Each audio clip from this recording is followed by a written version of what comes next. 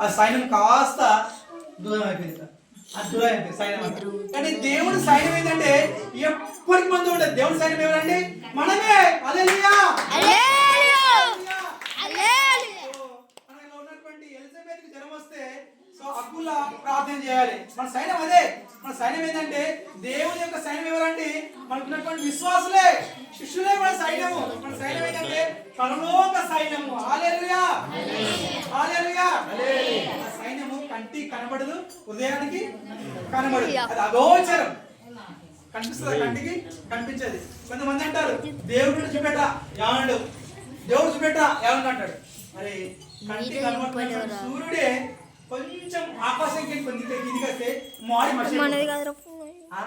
దేవుడు చేసేటువంటి నక్షత్రాలు చూడడానికి, సూర్యుడు చూడడానికి నీకు కళ్ళు, ఈ బాడీ మొత్తం కూడా టెంపరేచర్కి మారిపోతుంది.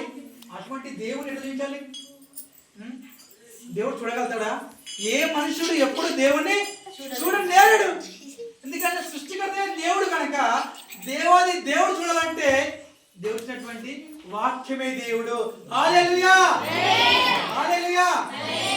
వాక్యమే దేవుడే ఉన్నాడు. అంటే ఇక్కడ ఆ పరలోక సైన్యం ఏమన్నంటే సర్వోన్నతమైన స్థలంలో దేవునికి మహిమయు, ఆయనకి ఇష్టమైన మనుషులకు భూమి మీద సమాధానం కలుగుగాక. హల్లెలూయా. ఇది ఒక సర్వోన్నతమైనటువంటి స్థలం. ఇది ప్రియ సహోదరి సహోదరుడా, ఈ స్థలం అనేది ఏదో చర్చి కాదు. చర్చి అంటే 4 రేకులు 4 ఇటుకలు బిల్డింగ్ అంటే కాదండి. దేవుని యొక్క సైన్యము. హల్లెలూయా. సర్వోన్నతమైన స్థలము. ఎందుకంటే దేవుడు ఎక్కడైతే ఉంటాడో అక్కడ దేవుని యొక్క ఆత్మ సంచరించును గాక. హల్లెలూయా. కాబట్టి దేవుని యొక్క సైన్యము ఆ పరలోకం నుంచి వచ్చి భూమి మీద ఏంది?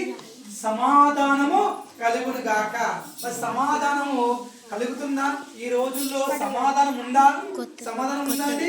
లేదు. ఎందుకంటే